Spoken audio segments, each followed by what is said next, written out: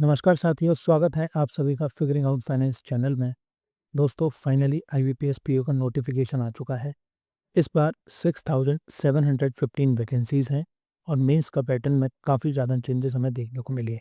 इस वीडियो में हम नोटिफिकेशन को डिकोड करेंगे, कंप्लीट प्रिपरेशन स्ट्रेटजी को समझेंगे और सबसे इम्पोर्टेंट जो मैं इस चैनल पर पढ़ाता हूँ वो है मेरी इंटरव्यू सीरीज़। देखिए दोस्तों, हम सबको आता सब कुछ है बट हम पैनल के सामने एक्सप्लेन नहीं कर पाते अपनी चीज़ों को, जिससे हमारा इंप्रेशन ख़राब पड़ता है। बस इसी चीज़ को ओवरकम करने के लिए ये मैं इंटरव्यू सीरीज़ बनाता हूँ इस चैनल पर। बाकी हम देखते हैं, आप वीडियो को लास्ट तक ज़रूर देखिएगा, इसके बारे में मैं डिटेल में बात करूँगा।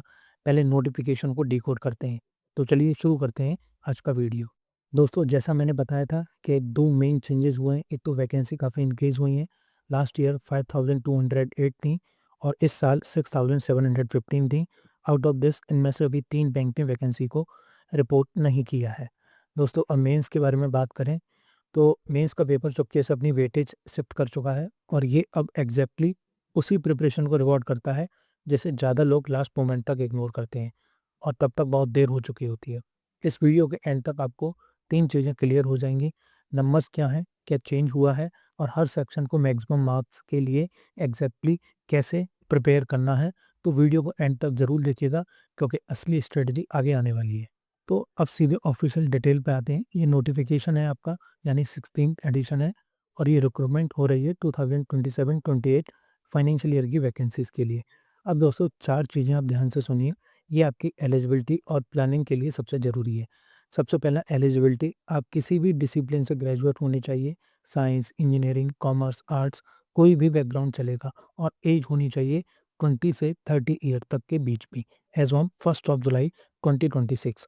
और दूसरा है एप्लीकेशन फ़ीस। जनरल, ओबीसी और ईडब्ल्यूएस कैंडिडेट के लिए फ़ी है 850 रुपीज़ और एससी, एसटी, पीडब्ल्यूबीडी कैंडिडेट के लिए सिर्फ 175 रुपीज़ है। और तीसरा है बेसिक पे स्केल। स्टार्टिंग पे स्केल इसका 48,480 है, जो बढ़ते-बढ़ते 85,920 तक जाता है और इसके ऊपर अलाउंस अलग से हैं, यानी ये वो करियर है जिसके लिए आप फाइट कर रहे हैं। इसे आप सीरियसली लीजिएगा। और चौथी सबसे इम्पोर्टेंट चीज़ की विंडो, रजिस्ट्रेशन और फीस पेमेंट 1 से 21 जुलाई तक ओपन है। इन डेट्स को अभी अपने कैलेंडर में आप मार्क कर लीजिए क्योंकि ये विंडो मिस हुई तो पूरा साल यूँ ही निकल जाएगा। दोस्तों अब बात करते हैं टाइमलाइन की। इसे आप कैलेंडर में मार्क कर लीजिए और फिर यहाँ से आप अपनी प्लानिंग को शुरू कीजिए। स्टेप फर्स्ट, जुलाई 2026 में रजिस्ट्रेशन और फीस, यानी 1 से 21 जुलाई के बीच फॉर्म भर देना है और फॉर्म भरते वक्त अपनी बैंक प्रेफरेंस ऑर्डर बहुत सोच समझकर फिल करना है क्योंकि वही आगे आपकी पोस्टिंग डिसाइड करेगी। दूसरा, अगस्त 2026 में आपका प्रीलिम्स है। यहाँ तीनों सेक्शन के सेक्शनल कट ऑफ क्लियर करने हैं। स्ट्रेटजी सिंपल है, क्विक विंस पहले, यानी जो क्वेश्चन आप फटाफट सॉल्व कर सकते हैं उन्हें पहले उठाओ। स्टेप 3, अक्टूबर 2026 में मेंस एग्जाम है और यही है असली गेम। ध्यान से सुनिए दोस्तों, अब अवेयरनेस सेक्शन 60 मार्क्स का नया किंग बन चुका है।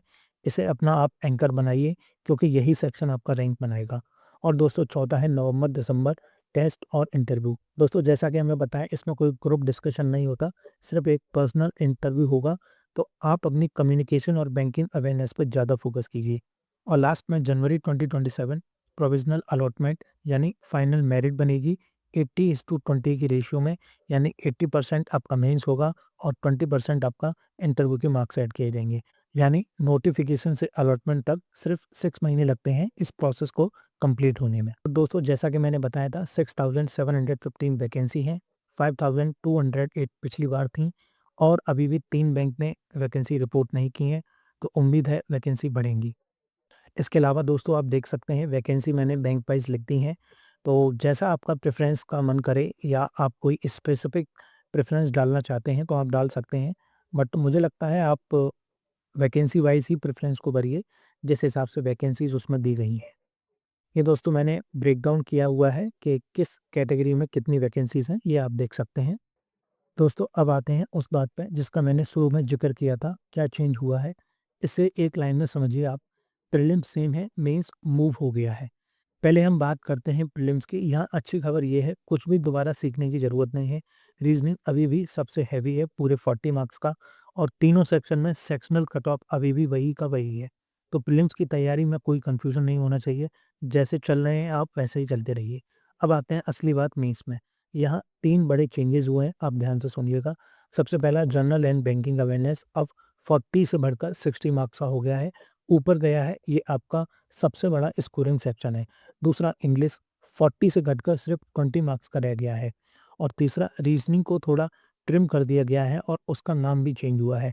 साथ ही पूरा पेपर अब टाइम के हिसाब से छोटा हो गया है। यानी पहले रीजनिंग एंड कंप्यूटर एप्टीट्यूड था, अब इस बार सिर्फ नोटिफिकेशन में सिर्फ रीजनिंग ही मेंशन किया हुआ है। तो ये 2 चीज़ें अवेयरनेस का 60 तक जाना और इंग्लिश का 20 पे आ जाना आपकी पूरी मेंस स्ट्रेटजी को दोबारा डिज़ाइन कर देता है। अब आपको अपना टाइम और एनर्जी उसी हिसाब से बनानी होगी ताकि आगे आपको एग्ज़ैक्टली हर सेक्शन को कैसे टैकल करना है, उसकी आपको पूरी इन्फॉर्मेशन अपने माइंड में आपको बना लेनी है। दोस्तों आप प्रीलिम्स का पैटर्न समझते हैं, 3 सेक्शन है और हर एक के लिए 20 मिनट्स हैं। पहला इंग्लिश लैंग्वेज, इसमें 30 क्वेश्चन 30 मार्क्स और टाइम 20 मिनट। दूसरा क्वांटिटेटिव एप्टीट्यूड 35 क्वेश्चन 30 मार्क और टाइम 20 मिनट। और तीसरा रीजनिंग एबिलिटी 35 क्वेश्चन 40 मार्क्स और 20 मिनट। और ध्यान दीजिए दोस्तों, यही सेक्शन सबसे हैवीएस्ट है 40 मार्क्स का। तो आपकी जितनी तैयारी स्ट्रांग होगी रीजनिंग की, उतना ही आपको स्कोर ऊपर जाएगा। टोटल दोस्तों 100 क्वेश्चन 100 मार्क्स और पूरा पेपर 60 मिनट का होता है। 2 चीज़ें यहाँ बहुत इंपॉर्टेंट हैं, एक है रॉन्ग आंसर पर 0.25 मार्क्स की पेनल्टी यानी नेगेटिव मार्किंग, तो तुक्का लगाने से पहले आप सोचिए। और दोस्तों दूसरी इंपॉर्टेंट चीज़ ये है कि आपको हर एक सेक्शन की कट ऑफ क्लियर करनी है। आप एक सेक्शन में हीरो बन के दूसरा स्किप नहीं कर सकते, तीनों में एक मिनिमम फ्लोर क्रॉस करना ही पड़ेगा, इसीलिए बैलेंस तैयारी रखिए, कोई भी सेक्शन इग्नोर मत कीजिए। दोस्तों अब मैं आपको बताऊंगा प्रीलिम्स की असली स्ट्रेटजी सेक्शन वाइज सेक्शन। शुरू करते हैं रीजनिंग से, क्योंकि ये 40 मार्क्स का है, यही आपका स्कोर इंजन है। यहाँ एक गोल्डन रूल याद रखिए, क्विक मीन्स पहले, यानी पजल सबसे लास्ट में आप अटेम्प्ट कीजिएगा। और एक एक्यूरेसी बाइंडिंग भी समझ लीजिए, पजल में एक गलत प्लेसमेंट आपके पूरे 5 आंसर बर्बाद कर देती है। तो मार्क करने से पहले हर क्लू के अगेंस्ट अपनी अरेंजमेंट को वेरीफाई कीजिएगा। दोस्तों सबसे पहले क्विक विंस उठाओ, syllogism, inequality, blood relation, direction, coding, decoding और अल्फान्यूमेरिक नंबर सीरीज। ये लगभग 15 मार्क्स के हैं, जो आप सिर्फ 7 से 8 मिनट में निकाल सकते हो। उसके बाद पजल पे आओ, लेकिन ईजीएस्ट टाइप के पजल आपको पहले अटेम्प्ट करने हैं। आप अपनी स्ट्रेंथ को आइडेंटिफाई कीजिएगा कि किस टाइप के पजल आपकी स्ट्रेंथ है, या किसी की फ्लोर बेस्ड होती है, किसी की बॉक्स बेस्ड होती है, किसी का लीनियर होता है, किसी का सर्कल बेस्ड होता है। आपका टारगेट रीजनिंग में 26 से 28 अटेम्प्ट्स का होना चाहिए विद हाई एक्यूरेसी। दोस्तों आप क्वांट की स्ट्रेटजी समझते हैं, ये 30 मार्क्स का है और यहाँ आप अपनी स्पीड से जीतते हो। गोल्डन रूल याद रखिए, लीड करो सिंप्लीफिकेशन और क्वाड्रेटिक से। और एक चीज़ कोल्ड मेमोराइज कर लीजिए आप, टेबल को 30 तक, स्क्वायर्स, क्यूब और फ्रैक्शन टू परसेंटेज कन्वर्जन। याद रखिए क्वांट में आपका असली दुश्मन डिफिकल्टी नहीं, आपका दुश्मन है कैलकुलेशन एरर। दोस्तों सबसे पहले आप सिंप्लीफिकेशन, अप्रॉक्सीमेशन और क्वाड्रेटिक, ये लगभग 10 क्विक और गारंटेड मार्क्स हैं। सबसे पहले आप इन 3 सेक्शन पे आप अपनी कमांड बढ़ाइए, इनको आप परफेक्ट कर लीजिए। अगर ये क्वेश्चन आपको दिख जाएँ आपके एग्ज़ाम में, तो ये 100% एक्यूरेसी के साथ सही होनी चाहिए। दोस्तों उसके बाद एक ईज़ी डाटा इंटरप्रिटेशन सेट हटाओ, फिर अरिथमेटिक वर्ड प्रॉब्लम अगर टाइम बचे तो, और लास्ट में नंबर सीरीज़। बस एक गलती मत करना, सबसे हार्डेस्ट डीआई सेट से शुरुआत मत करना। दोस्तों इसमें आपको कम से कम 22 से 25 सॉलिड अटेम्प्ट लेके चलने चाहिए, और मैं फिर से कहूँगा एक्यूरेसी का आप बहुत ध्यान रखिएगा। दोस्तों तीसरी बात करते हैं इंग्लिश की, ये 30 मार्क्स का है और इसे समझो अपना कट ऑफ बफर। यही सेक्शन आपको सेफली कट ऑफ के ऊपर ले जाता है। गोल्डन रूल याद रखिए, ऑब्जेक्टिव क्वेश्चन पहले, रीडिंग कॉम्प्रिहेंशन सबसे लास्ट में। अगर आपकी स्ट्रेंथ रीडिंग कॉम्प्रिहेंशन है तो आप उसको भी पहले अटेम्प्ट कर सकते हैं। और दोस्तों ध्यान दीजिएगा, गैसिंग कहाँ सबसे ज़्यादा नुकसान करती है, आरसी के ऑप्शन में। जानबूझकर एक दूसरे के बहुत क्लोज रखे जाते हैं, तो सिर्फ वही अटेम्प्ट करो जिसका आप श्योर हो। दोस्तों इसमें सबसे पहले आप fillers, error spotting, cloze test और सेंटेंस इंप्रूवमेंट करो। ये राइट या रॉन्ग होते हैं, कोई ग्रे जोन नहीं है। उसके बाद आप रीडिंग कॉम्प्रिहेंशन सबसे लास्ट में कीजिए। और आरसी के अंदर फैक्ट बेस्ड और वोकेबलरी वाले क्वेश्चन सबसे पहले आप उन्हें अटेम्प्ट कीजिए, और जो इन्फ्रेंस और टोन वाले हैं उनको बाद में अटेम्प्ट कीजिएगा। दोस्तों इसमें आपका टारगेट 20 से 22 कॉन्फिडेंट अटेम्प्ट का होना चाहिए, और कम से कम आपको इसमें 28 से 30 अटेम्प्ट तो करनी चाहिए। इसमें मैं मानता हूँ कि इंग्लिश में बहुत सारे बच्चों की एक्यूरेसी नहीं होती, बट आप दोस्तों 28 से 30 अटेम्प्ट करने की स्पीड बनाइए ताकि आप 20 से 22 मार्क्स तक आराम से ले पाए। चलिए प्रीलिम्स को एक छोटे से रिकेप में मान देते हैं। एग्जाम हॉल में सिर्फ आपको 3 चीज़ें साथ ले जानी हैं, इन्हें आप ज़रूर याद रखिएगा। सबसे पहला सेपरेटली टाइम्ड, हर सेक्शन का अपना अलग टाइम है, आप सेक्शन के बीच जंप नहीं कर सकते। तो जैसा मैंने बताया है किस चीज़ को आपको कैसे अटेम्प्ट करना है, उसी चीज़ पे आप फोकस कीजिएगा और जब आप मॉक इंटरव्यू दें तो आप उसी हिसाब से उस मॉक को अटेम्प्ट कीजिएगा। दूसरा है क्लियर ऑल 3, हमें ये याद रखना है कि हमें तीनों की सेक्शनल कट ऑफ क्लियर करनी है, नॉन नेगोशिएबल है ये, इन पे कोई समझौता नहीं होगा। और तीसरा है दोस्तों क्विक विन्स फर्स्ट, यानी जो आपको सबसे ज़्यादा चीज़ें आती हैं पहले आप उनको अटेम्प्ट करो, यानी जो सबसे ज़्यादा ईज़ीएस्ट थिंग है जिन पे आपकी कमांड है, आपने मॉक टेस्ट देते टाइम उन चीज़ों को एनालाइज़ किया होगा कि मैं क्या चीज़ जल्दी अटेम्प्ट कर लेता हूँ, तो उस सेक्शन में आपको सबसे पहला अटैक उन्हीं क्वेश्चन पर करना है। दोस्तों अब आते हैं मेंस पे, क्योंकि दोस्तों असली रैंक यहीं से बनती है और इस साल मेंस में काफ़ी कुछ बदल गया है। चलिए इसे पहले और अब के फॉर्मेट में समझते हैं ताकि बिल्कुल क्लियर हो जाए। पहले दोस्तों अवेयरनेस सेक्शन, इसमें जनरल अवेयरनेस, बैंकिंग इकोनॉमी और आरबीआई आता है। अब ये बढ़कर 60 मार्क्स और 50 क्वेश्चन का हो गया है। ऊपर गया है ये आपका सबसे बड़ा स्कोरिंग ज़ोन है। दूसरा इंग्लिश, पहले इंग्लिश 40 मार्क्स का था, अब सिर्फ 20 मार्क्स का रह गया है, यानी आधा हो गया है। और तीसरा रीजनिंग, जिसे अब रीनेम किया गया है, पहले 45 क्वेश्चन और 60 मिनट का टाइम था, अब ये 40 क्वेश्चन, 45 मिनट और 60 मार्क्स का है, यानी क्वेश्चन भी कम और टाइम भी कम। और चौथा दोस्तों डेटा एनालिसिस एंड इंटरप्रिटेशन, इस पे आप खास ध्यान दीजिएगा। अब ये एक अलग सेक्शन बन गया है, 40 क्वेश्चन और 60 मार्क्स का। और दोस्तों पाँचवा डिस्क्रिप्टिव, यानी ऐसे और कॉम्प्रिहेंशन, पहले ये मैन्युअली चेक होता था, अब ये 25 मार्क्स का है और ऑटो स्कोर्ड है। अगर दोस्तों इसको मैं एक लाइन में समराइज़ करूँ तो ज़्यादा question, come time, awareness is king और इंग्लिश को आधा कर दिया गया है, तो आपको पूरी मेंस की स्ट्रेटजी इसी हिसाब से बनानी होगी। दोस्तों इस स्लाइड में मैंने पूरा आपका पैटर्न एक तरह के समराइज़ कर दिया है, आप इसको देख लीजिए या स्क्रीनशॉट ले लीजिए ताकि आपको याद रहे कौन-सी चीज़ क्या बदली है मेंस में। तो हम मेंस की स्ट्रेटजी शुरू करते हैं और पहले वही सेक्शन जिसका सबसे ज़्यादा रिटर्न ऑन इन्वेस्टमेंट है, general and banking awareness, 60 marks का है आपका नया किंग। गोल्डन रूल याद रखिए, 50 क्वेश्चन, जीरो कैलकुलेशन, अगर आपको आता है तो आप अटेम्प्ट कीजिए वरना स्किप कीजिए और आगे बढ़िए। स्ट्रेटजी सिंपल है, जो आपको पहली रीड में पता है उसे तुरंत लॉक कर दो, फैक्चुअल क्वेश्चन पे अपने इंस्टिंक्ट पे भरोसा रखो और जो जेन्युइनली नहीं आता उसे स्किप कर दो, क्योंकि याद रखिए यहाँ भी नेगेटिव मार्किंग लगती है, तो अंदाजे से तुक्का मत मारो। अब दोस्तों मैं आपको बताता हूँ आपको प्रायोरिटाइज़ क्या करना है। सबसे पहला लास्ट 6 मंथ की करंट अफेयर्स आपको पढ़नी है। दूसरा बैंकिंग और फाइनेंशियल सेक्टर न्यूज़ को ध्यान से पढ़ना है। तीसरा आरबीआई सर्कुलर और मॉनेटरी पॉलिसी को भी ध्यान से पढ़ना है। चौथा गवर्नमेंट स्कीम और बजट। ये दोस्तों दूसरा, तीसरा और चौथा पॉइंट है ना, ये काफ़ी इंपॉर्टेंट है। आपको सबसे ज़्यादा वेटेज जनरल अवेयरनेस में इन्हीं का मिलेगा। और दोस्तों पाँचवाँ, कभी-कभी स्टैटिक अवेयरनेस भी उसमें पूछ ली जाती है, उसमें सिर्फ बैंकिंग से रिलेटेड टर्म ही आपसे पूछे जाएँगे। इसके अलावा दोस्तों मैं अपने फिगरिंग आउट फाइनेंस चैनल पे बैंकिंग और financial sector news, RBI circular, PIB, government scheme, इन सब के बेसिस पे क्वेश्चन लेके आऊँगा। जब आपका मेंस एग्ज़ाम होगा, मेंस एग्ज़ाम आपका 4th ऑफ अक्टूबर है, उससे करीब 15 से 20 दिन पहले मैं अपनी एक सीरीज़ लाऊँगा, टॉप 500 करंट अफेयर सीरीज़। ये आप ज़रूर देखिएगा, इसमें मैं वो क्वेश्चन कवर करूँगा जिनके सबसे ज़्यादा चांसेस हैं कि ये आपके एग्ज़ाम में आएँ। दोस्तों ये वीडियो फ्री ऑफ कॉस्ट रहेगी, इसके मैं आपकी पीडीएफ भी दूँगा ताकि आपको रिवीजन आसानी से हो जाए। इसके लिए आप मेरा टेलीग्राम चैनल जॉइन कर लीजिएगा, मैं वहाँ आपको अपडेट दे दूँगा इस सीरीज़ के बारे में। और मैं ट्राई करूँगा कि इस सीरीज़ को मैं एक बहुत अच्छी सीरीज़ बनाऊँ। और दोस्तों आपको कहीं से भी करंट अफ़ेयर पढ़ना बंद नहीं करना है। आप जो पढ़ रहे हैं आप उनको तो पढ़िए, किसी भी टीचर से आप पढ़ रहे हैं, आप उनको पढ़िएगा। बस ये जो क्वेश्चन है ना, ये आपको देखने ही देखने, क्योंकि ये हाई क्वालिटी क्वेश्चन होंगे। इनमें मैं RBI circular, banking and financial news जैसा मैंने बताया था, ये सारे टॉपिक मैं कवर करूँगा जो बहुत ज़्यादा इम्पोर्टेंट हैं और जिनका सबसे ज़्यादा वेटेज रहेगा आपके करंट अफ़ेयर्स में। दोस्तों अब बात करते हैं दूसरे सेक्शन की, data analysis and interpretation, 60 marks का है और यहाँ मंत्रा एक ही है, एक्यूरेसी ओवर वॉल्यूम। ज़्यादा करने से ज़्यादा इंपॉर्टेंट है सही करना। गोल्डन रूल याद रखिएगा, कोई भी डीआई आप उठाने जाएं उसको पहले स्कैन कीजिए 1-2 मिनट, उसको रैंक कीजिए कि ये ईजी है, हार्ड है या मीडियम है। दोस्तों रैंकिंग वाइज आप डीआई को सॉल्व कीजिएगा, सबसे पहले ईजी, फिर मीडियम, फिर हार्ड। और दोस्तों ध्यान दीजिएगा, कि आपसे कैलकुलेशन मिस्टेक ना हो, क्योंकि एक कैलकुलेशन मिस्टेक आपका पूरा गेम बिगाड़ सकती है। और जब आप आंसर मैच करते हैं ना, तो लास्ट में जब वो ऑप्शन में नहीं दिखता, तो ये समझ लीजिए पैनिक अटैक आने लगता है। इसकी वजह से हम बहुत ज़्यादा डिस्टर्ब हो जाते हैं और हमारा पूरा पेपर खराब होने के पूरे चांसेस होते हैं।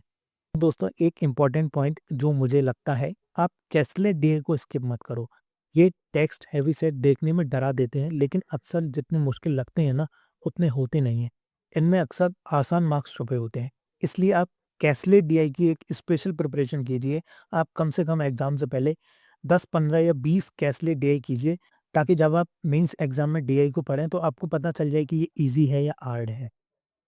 दोस्तों, अब बात करते हैं रीजनिंग सेक्शन की। 60 मार्क्स का है, लेकिन अब सिर्फ 45 मिनट है और यही ट्विस्ट है।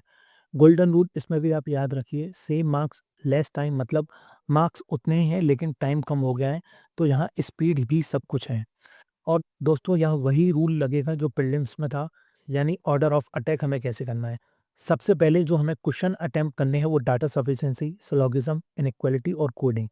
ये फटाफट हो जाते हैं, आप इनको सबसे पहले ख़त्म कीजिए। दूसरा, 4 से 5 सॉल्वेबल पज़ल चुनो, हर सेट क्रैक करने की कोशिश मत करना, ये ट्रैप है। और तीसरा, जो 1 या 2 मॉन्स्टर सेट हैं, उन्हें छोड़ दो। ये जितने मार्क्स देते हैं ना, उससे कहीं ज़्यादा टाइम खा जाते हैं और उनमें फँसना नुकसान का सौदा है। दोस्तों, एक बार फँस गए और वो हमसे कहीं मिस्टेक हो गई, तो पूरा हमारा टाइम यूँ ही निकल जाएगा और इस बार तो रीज़निंग में टाइम भी कम हो गया है। तो आप अपनी स्ट्रैटेजी को चेंज कीजिएगा रीजनिंग में बेहतर मार्क्स लाने के लिए। दोस्तों, चौथा है मेन सेक्शन में इंग्लिश। अब ये सिर्फ 20 मार्क्स का रह गया है, यानी पहले से आधा। तो इसका मतलब आपको अपनी स्ट्रेटजी भी बदलनी चाहिए और मुझे लगता है इंग्लिश में इस बार आपको 1-2 क्वेश्चन हर टॉपिक के मिल सकते हैं। यानी वोकैब के भी होंगे, 2 क्वेश्चन फिलर के भी होंगे, एरर स्पॉटिंग होगी और कॉम्प्रिहेंशन भी होगा, तो उसके भी 2-3 क्वेश्चन होंगे।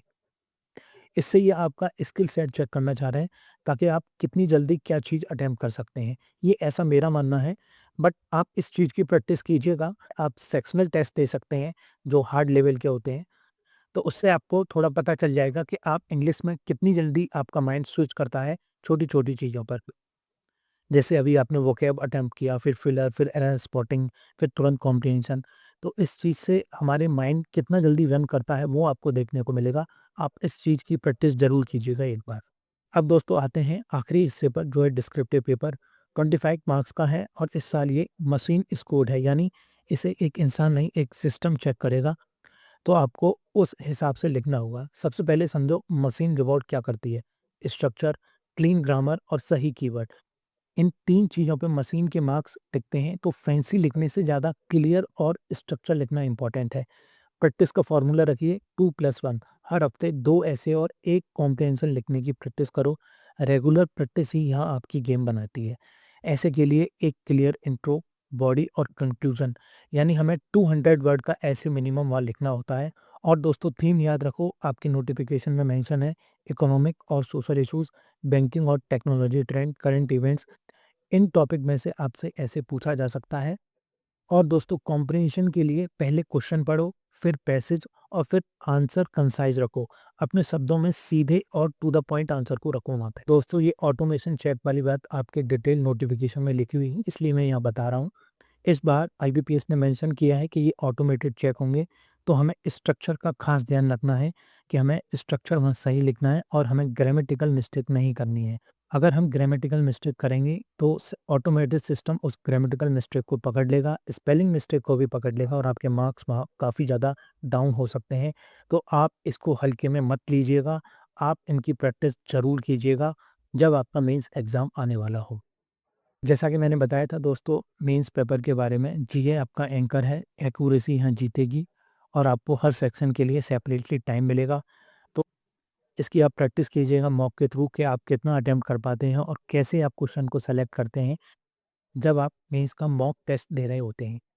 इस चीज़ को आप देखिएगा और इन्हीं से आपको चीज़ें इम्प्रूव होगी और यही होता है मॉक टेस्ट का एनालिसिस। हमें ये भी एनालिसिस करना होता है कि हम कौन-सा क्वेश्चन ले रहे हैं और कौन-सा क्वेश्चन हमें इग्नोर करना है कि ये हमसे नहीं होगा।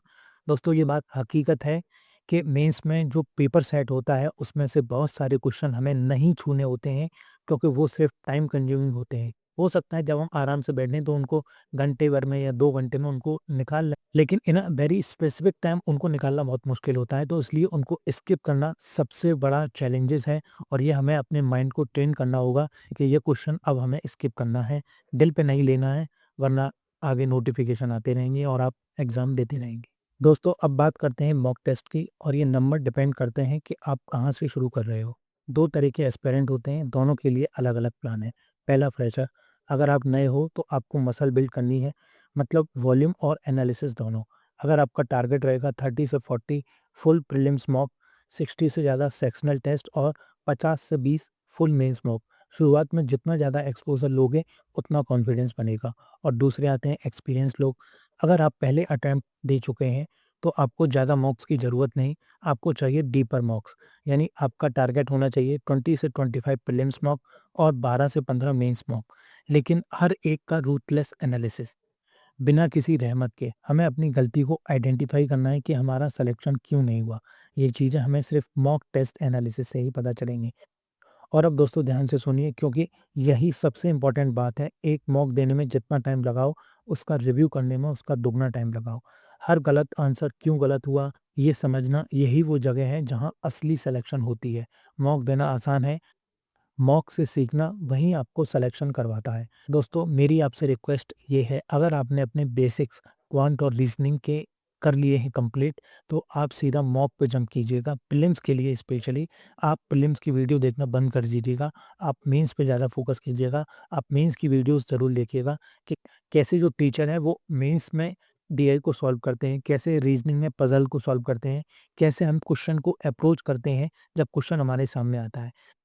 ये चीज़ें हमें मेंस में काफ़ी ज़्यादा हेल्पफुल रहेंगी। जब हम देखेंगे, अगर हमारे सामने कोई डीआई आती है जिसका लेवल काफ़ी ज़्यादा है, या रीज़निंग में कोई पज़ल आती है जिसका लेवल काफ़ी ज़्यादा है, तो हमें उसको कैसे अप्रोच करना है। अगर आपके बेसिक कंप्लीट हैं, तो आप प्रीलिम्स की वीडियो छोड़कर सिर्फ मॉक टेस्ट पे ध्यान दीजिए, उनका एनालिसिस कीजिए। उसके बाद आप मेंस की वीडियो देखिए और उसमें ये देखिए कि सर कैसे सॉल्व करते हैं, किस अप्रोच से उन्होंने इस क्वेश्चन को सॉल्व किया, जिसे हम नहीं कर पाते हैं।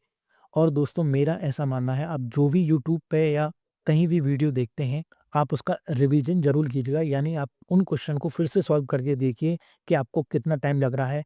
क्या आपको वो समझ आई कि हमको कैसे सॉल्व करना है, जब उस टीचर ने उस समय सॉल्व किया था, जब वो क्वेश्चन वो यूट्यूब पे या कहीं भी पढ़ा रहे थे। दोस्तों, इन चीज़ों का आप विशेष ध्यान रखिएगा जब आप मेंस की तैयारी कर रहे हों। दोस्तों, अब एक बहुत ज़रूरी बात, 6 ट्रैप हैं जो चुपके से अच्छे-अच्छे एस्पिरेंट को डुबा देते हैं। ये गलतियाँ अक्सर दिखती नहीं, लेकिन सिलेक्शन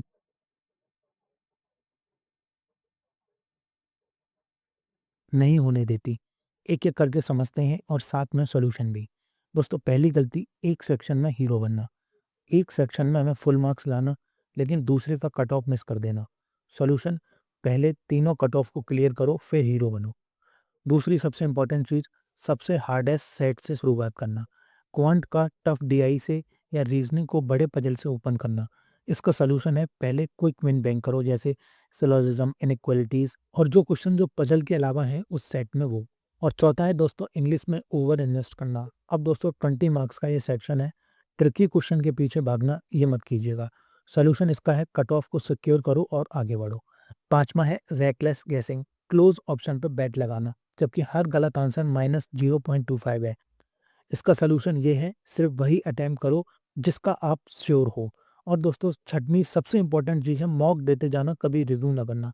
अटेम्प्ट का ढेर लगा देना, बिना गलतियों को एनालिसिस किए हम मॉक पे मॉक देते जा रहे हैं, ये एक सॉल्यूशन नहीं है। और फिर हमें लगता है हमने काफ़ी ज़्यादा मॉक दे दिए, बट उनका हमने एनालिसिस नहीं किया कि हमें कहाँ गलती हो रही है, कहाँ हम किस चीज़ को कैसे बेनिफिट कर सकते हैं। इसका सबसे अच्छा सॉल्यूशन है, जितना टेस्ट दो उसका दोगुना टाइम रिव्यू में लगाओ। दोस्तों, अगर आप सिर्फ इन 6 गलतियों से बच गए, तो आप ऑलरेडी ज़्यादातर एस्पिरेंट से काफ़ी आगे निकल जाओगे। दोस्तों, अब आते हैं आखिरी स्टेज पे, जो है इंटरव्यू स्टेज। यही वो जगह है जहाँ मेरिट सील होती है, जहाँ आपकी फाइनल सिलेक्शन तय होती है। पहले कुछ ये की नंबर समझ लीजिए, इंटरव्यू होता है 100 मार्क्स का और फाइनल मेरिट का वेटेज है 80:20, यानी 80% मेंस का और 20% इंटरव्यू का। और एक अच्छी खबर ये है कि इसमें कोई ग्रुप डिस्कशन नहीं होता, सिर्फ एक पर्सनल इंटरव्यू होता है। दोस्तों, इंटरव्यू में जाने से पहले आपको कुछ चीज़ें ध्यान रखनी है। सबसे पहले अपना बायोडाटा याद रखो, हर डिटेल पे आपको कमांड होनी चाहिए। दूसरा, एक जेन्युइन वाई बैंकिंग, आप बैंकिंग में क्यों आना चाहते हो, इसका एक सच्चा जवाब आपको खुद ही आइडेंटिफाई करना है। और तीसरा दोस्तों, बहुत बेसिक बैंकिंग स्टैटिक क्वेश्चन जैसे सीआरआर, एसएलआर, रेपो रेट जो आपको मास्टर करने हैं, यानी पैनल आपसे पूछे, आप उसको बिना हेजिटेट किए पैनल के सामने उसका आंसर दें। और चौथा दोस्तों, इसमें एनपीए और बेसल नॉर्म्स को भी समझना ज़रूरी है। कभी-कभी पैनल इनसे भी आपसे डीप में क्वेश्चन पूछ सकता है। और पाँचवाँ दोस्तों, करंट अफेयर्स आपको पढ़ के जाने हैं, बैंकिंग न्यूज़ से रिलेटेड स्पेशली, क्योंकि पैनल ये भी देखता है कि आप बैंकिंग न्यूज़ से कितने अपडेटेड हो। और एक सबसे ज़रूरी बात दोस्तों, बैंकिंग पैनल के सामने कभी ब्लफ मत करना। झूठा जवाब देने से बेहतर है कि आप ईमानदारी से कह दें कि सर ये मुझे नहीं आता। ऑनेस्टी हमेशा एक फेक आंसर से जीत जाती है। और दोस्तों, सबसे इम्पोर्टेंट, मेरा जो चैनल है फिगरिंग आउट फाइनेंस, यहाँ आपकी सबसे बड़ी मदद करेगा। दोस्तों, मैं ऑलरेडी अपनी बैंकिंग इंटरव्यू मास्टर सीरीज़ पे काम कर रहा हूँ।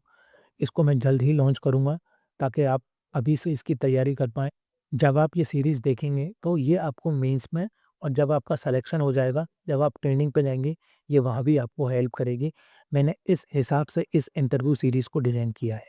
दोस्तों, इसका मैं सबसे पहले आपको एक एग्ज़ाम्पल दूँगा। मेरी सबसे पहली सीरीज़ आरआरबी पीओ की, मैंने अपना चैनल जनवरी में स्टार्ट किया था और ये मेरी सबसे पहली सीरीज़ थी, आरआरबी पीओ इंटरव्यू सीरीज़। इसमें मैंने 8 से 9 सेट बनाए थे। बहुत ही क्वालिटी कंटेंट था। लोगों ने इसको काफ़ी ज़्यादा प्यार दिया। आप व्यूज़ चेक कीजिएगा। हर वीडियो पे जाके आप कमेंट सेक्शन में चेक कीजिएगा कि बच्चों का क्या कहना था। और दोस्तों, जब बच्चों का सिलेक्शन हो गया तो कुछ बच्चों ने मुझे ये भी बताया कि सर हमने कोई भी मॉक इंटरव्यू नहीं दिया था। आपके वीडियो देखने से ही हमें इतना कॉन्फिडेंस आ गया कि हम पैनल के सामने कॉन्फिडेंटली बोल सकें।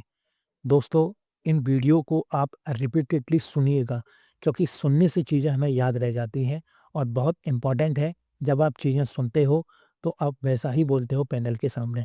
दोस्तों, ये जो क्वेश्चन एंड आंसर की फॉर्म में मेरी सीरीज़ होती है, इनमें जो आंसर होते हैं वो मैं पैनल स्टाइल में बताता हूँ कि आपको इस तरीके से पैनल को बताना चाहिए, जिससे आपका एक अलग ही इम्प्रेशन पड़े पैनल के ऊपर।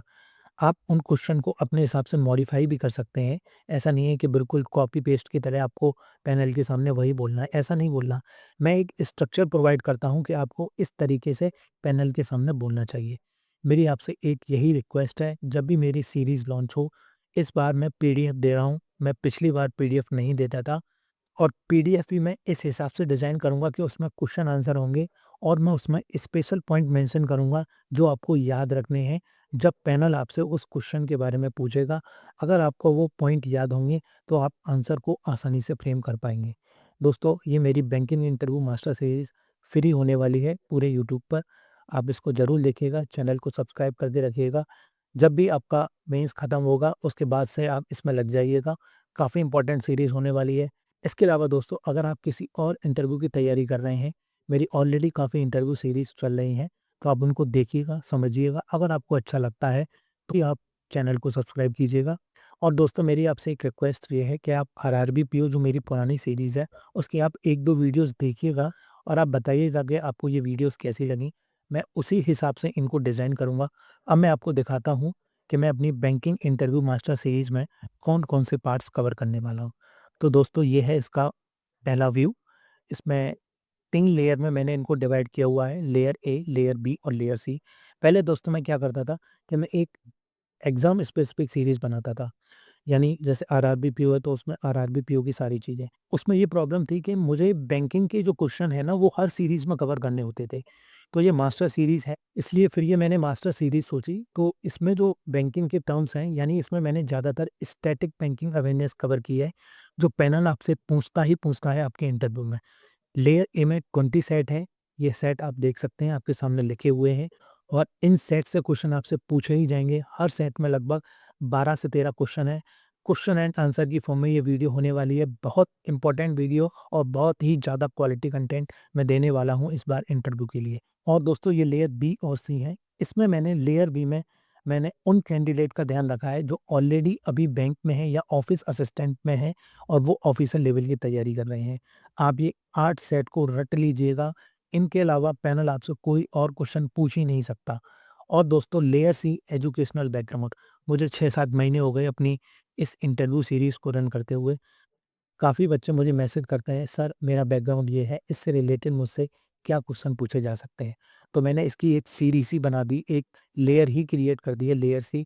इसमें मैंने टॉप 7 स्ट्रीम आइडेंटिफाई किए हैं। इनके बेसिस पर मैं आपको बताऊँगा कि आपसे क्या-क्या क्वेश्चन पूछे जा सकते हैं। इस वीडियो सीरीज़ को आप देखिएगा, बहुत इम्पोर्टेंट ये बैंकिंग इंटरव्यू सीरीज़ होने वाली है। ये आपके सिलेक्शन के लिए एक वन स्टॉप सॉल्यूशन है।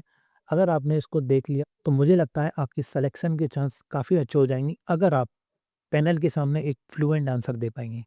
और फ्लुएंट आंसर आप तभी दे पाएँगे जब आप इस सीरीज़ को कंप्लीटली देखेंगे, सुनेंगे और पीडीएफ से स्पेशल पॉइंट रिवाइज़ करेंगे। इसके अलावा दोस्तों, मेरी ये रेगुलर शॉर्ट वीडियो चलती रहती हैं यूट्यूब चैनल पर। आप चैनल को सब्सक्राइब कर लीजिएगा। करीब 48 शॉर्ट वीडियो ऑलरेडी पड़ी हुई हैं, आप व्यूज़ चेक कर सकते हैं। लगभग 10,700 के आसपास व्यूज़ हैं। तब तक आप इन शॉर्ट वीडियो के थ्रू कंसेप्ट को बिल्ड कीजिएगा। जब आपका इंटरव्यू आए, तब आप बैंकिंग मास्टर इंटरव्यू सीरीज़ देखेंगे। इन सीरीज़ के अलावा मैं कुछ और सेट बनाऊँगा, जो काफ़ी ज़्यादा इम्पोर्टेंट होंगे आईबीपीएस पीओ इंटरव्यू के लिए। उसमें मैं आपको बताऊँगा कि करंट अफेयर से आपसे क्या-क्या क्वेश्चन पूछे जा सकते हैं, और जो टॉप 5 बैंक्स हैं, उनके मैं फाइनेंशियल डेटा, उनकी टैगलाइन, उनकी चेयरमैन, इन सबको मैं एक-एक वीडियोज़ में कवर करूँगा, ताकि आपकी जो भी प्रेफ़रेंस हो बैंक की, और अगर आपसे इंटरव्यूअर आपसे बैंक के बारे में पूछे, तो आप एक उसका इफ़ेक्टिव आंसर दे पाएँ, जिससे पैनल का इंप्रेशन आपके ऊपर काफ़ी अच्छा रहे। तो दोस्तों, ये है आज का पूरा स्ट्रेटजी प्लान। उम्मीद है आपको वीडियो पसंद आई होगी। कमेंट सेक्शन में अपना फीडबैक ज़रूर दीजिएगा, या आप मुझे डायरेक्ट मैसेज भी कर सकते हैं टेलीग्राम या इंस्टाग्राम पर। लिंक आपको डिस्क्रिप्शन बॉक्स में मिल जाएगा, और अगर आपकी कोई क्वेरी हो तो भी आप मुझे मैसेज कर सकते हैं।